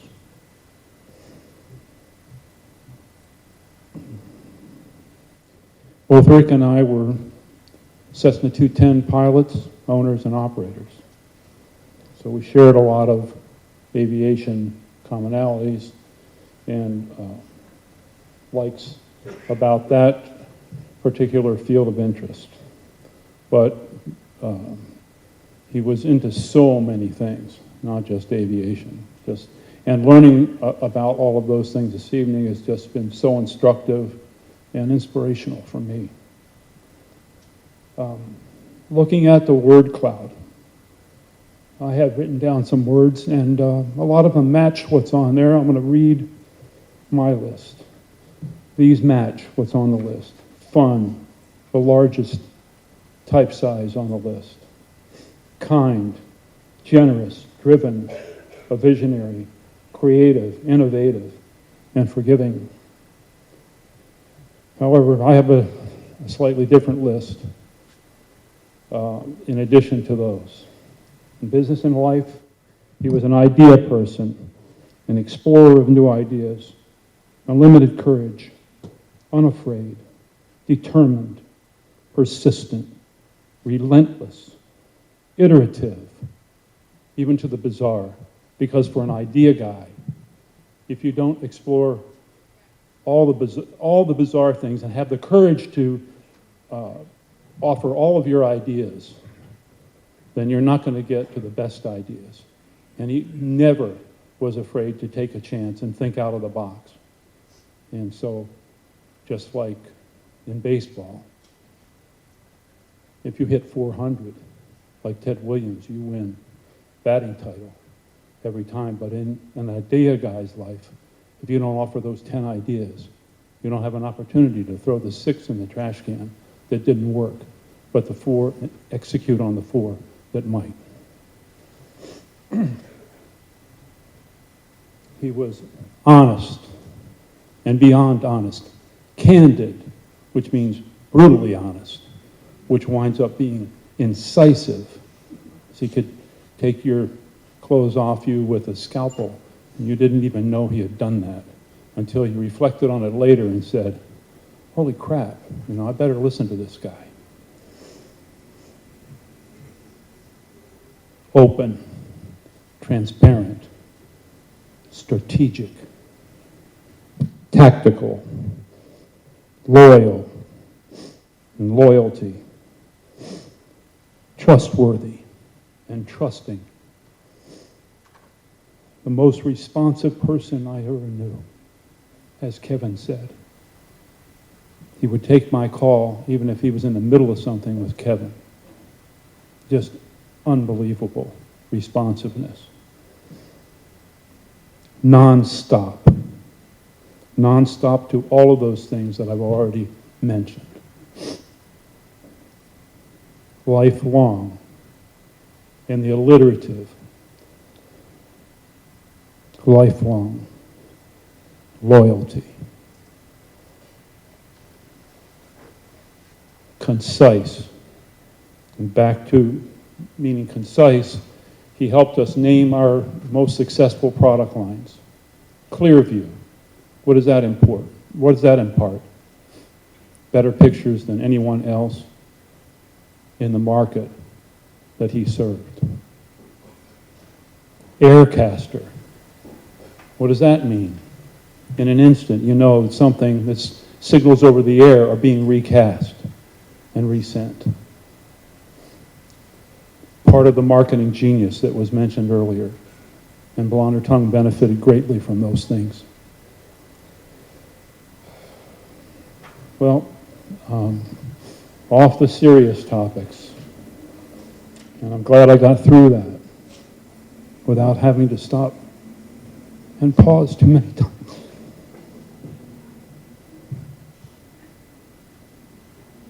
He was humorous and fearless. In fact, you can't be humorous without being fearless. He was a spoofer and a gagmeister, par excellence. Everyone has been spoofed by him. And I have two stories, and then I'll step down. On the list of the word cloud, there's an expression, oh my gosh, he did not just say that. Okay, so the first story is about a person who's now moved on to a very large prospective customer. In fact, the largest CATV customer opportunity on the planet. So without mentioning any names. Now, this person got the opportunity to take a senior director position from one of our larger customers on the East Coast, Altice, and moved from New Jersey, where we were helping him with our products to make a name for himself at Altice, and he moved on to this company that will remain nameless, but in Seattle. And he's an African-American gentleman, and much to Paul's chagrins, recently he turned into Rick's best African-American friend, Paul. His second best African-American friend. Thank you, Bob. Don't play with All right. me. Well, you know, Rick was never serious. And so I'm just a step behind him. But I'm here. So you know it's not serious. Okay, so one of oh my gosh, he did not just say that. Rick was helping us entertain because he knows the area. This gentleman wants to move to Florida eventually, so he's going to give him a tour. So he comes to Florida, and he says, we're going to take a boober Everybody know how many people know what a boober is? By show of hands. Well, I know there's one person who actually knows what a boober is. I know my wife knows what a boober is. But if nobody else knows what a boober is, it's spelled with a U and not with two O's. So a boober is a boat Uber, where Rick and Pam were going to pick us up pick up this gentleman near the airport at a bar at the on the dock there, and then gave us a fantastic tour of the Intracoastal. Is that right, Pam? The Intracoastal. Regardless, a beautiful day, and then back to Rick and Pam's house. But when we first met them, I wasn't paying attention to Rick's introduction to this gentleman and his wife, and because, as my wife calls me, Captain Oblivious, I just wasn't paying attention at that moment. But Rick and I had been brainstorming about how to help this gentleman at his new career for months. And, yes? Okay, he says I'm past my 5-minute warning. Okay, so, does that mean I got 1 more minute? Or no? 1. Okay, so when we first met them, allegedly this gentleman says that Rick comes up to him, and of course we've been talking about him in the new job because of diversity and so on and so forth. Rick knows that he's African American, but he says to him and his wife, "Oh my gosh, I didn't know you were black." And he leaves it there. So, regardless, I didn't get the spoof until 2 days ago when the gentleman told me I had permission to tell that story here.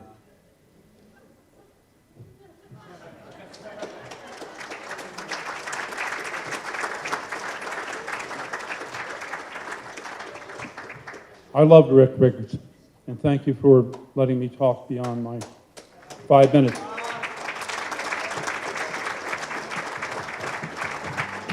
Thank you, Bob.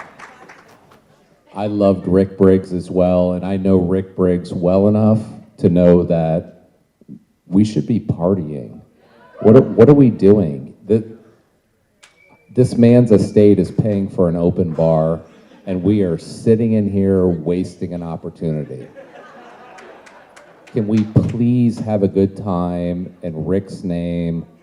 Let's mingle. You've heard everybody talk. There's nothing left that needs said about this man. It's published on LifeWeb. We're going to regurgitate stories for the rest of our lives. It's time to have a good time. Let's do it. He invited me to his Christmas party, and we were supposed to dress up. Well, then he sent out a second memo, which I missed, that they weren't going to dress up. So I was the only one that showed up in an elf outfit at the Christmas party. But it worked out okay.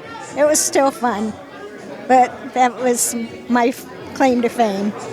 A little trip that Rick and I had planned that unfortunately we won't be going on, but he was talking to me one day, and at the time Rick still had a Harley Davidson, and then he's got his BMW motorcycles. Well, I've got some Harleys, and I had a couple BMWs also, and so he was talking, and he said, "Hey, you ever think about riding that bike in really cold weather?" And I said, "Yeah, I could probably do that." And he said, "Would you consider riding down to Florida with me in the wintertime?" And I said, "Yeah, I think I could do that." And he was all excited about it because he said, he goes, "I know a lot of guys that ride and everything, but he said, I never knew anybody who had the right bike." And he said, was crazy enough to do it. And, so I said, "Well, yeah, I'll do it with you, Rick." So then he decided that we would start a motorcycle club, and he had a great name for it. He said, "We will call it the Frozen Nuts."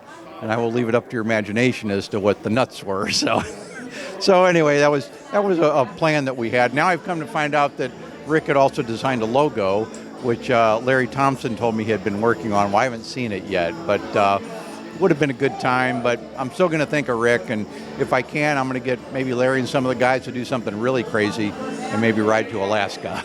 But I loved Rick, and I'm going to miss him dearly, but I'll think of him every day. Hey everyone, awesome party for an awesome man. He will be missed deeply, and I'm sorry for your loss. Hey everyone, Nick. This has been an absolutely incredible memorial and celebration of your life, Rick. You are loved, you are missed, and it's funny story is that we both called the doctor off a billboard for our vasectomy. The real punchline here is he was the same one that you went to, and he remembered you. So congratulations on making an impact on a bald doctor. So thank you very much, and Rick, I love you. I'm gonna miss you. I miss you already. Thank you. Hi, I'm Kathy. Rick was a dear friend of mine, as you know. And if I would have to share, I would say just incredible memories, incredible fun, the parties, obviously, the Christmas parties, but certainly the memories of the connections that preceded me through my career, that became friendships and just connections with Rick that evolved from Zach, who was an employee of Rick's, to James, who was a contractor of Rick's, to my second grade best friend, whose husband became a friend of Rick's, to just crazy connections with, I can't even go, but I love you guys. I love Rick. And I'm sorry for your loss, but I'm joyful for what I have been able to spend with him and the memories he's given me. So thank you. I love Rick. I love all of you. Thank you. So I'll tell you, it's interesting that I just happened to stop here because Rick made this, because I asked him if he would come to Tucson or to Phoenix, Arizona to talk to a group about his career and how the work we did to prepare his business. And in Rick Briggs fashion, it became the most important thing in his life until it was done. And as a result, this is one of the things he did. He put together a lifeline of all the businesses that led up to the one that we worked on and sold together. And that leads me to my point about two things I want to say about Rick Briggs that I said many times when he was here, is that if you ask him to do something, it became the most important thing in his life, at least you would think it was the most important thing in his life, until it was done. He was on it every minute, all day, until it was done. That's how he did it. If you ask him to do something, he said yes, he did it, and he did it seriously. I'll tell you something else, and a quick joke. You know, I walked into the garage the other day, and he's burst out laughing. I hear him, I go in his office, and he's watching the British news on Joe Biden farting in front of the royal family, thinking that was the funniest thing ever, and he keeps showing it over and over, laughing out loud by himself. But there was a really serious note. You guys know that I worked with him for years to help him get Senior TV ready for sale. And I will tell you, all of you knew about it and for just a few moments, and he and I had been working on it for years. And it was one of the most complex deals I ever worked on because of all of you. Everyone and everybody connected had to be considered. And when we put that business together in order for him to sell it, all of you made it a very, very complex deal, and I'm glad it worked out great for all of you. Thanks. I'm going to miss him. Mr. Briggs, Rick Briggs, A lot of things have been said about him. I feel everything that everybody said. I've known him for 7.5 two short years. And I know that I'll miss him as much as everybody else. You know, generous, one of a kind. Probably never meet another guy like him. So it's a pleasure knowing him, and I love him, and hope to stay in touch with the whole family.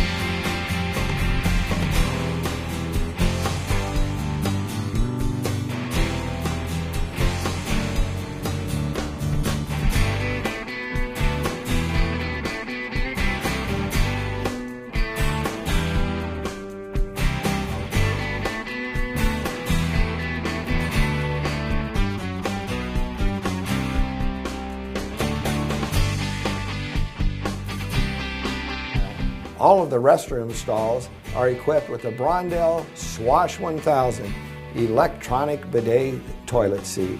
And hey, I even have my pants on. And no office is complete without a working shoe phone. Hello, Agent 99, please meet me under the cone of silence. Let's go talk to the chief. The cone of silence is used for top secret conversations. We don't need encryption, NDAs, and so forth. We have everything we need. Mark, what do you think about all this? I think this is really great. Siesta Key toasted coconut rum, none finer. Hey, can't you see I'm working?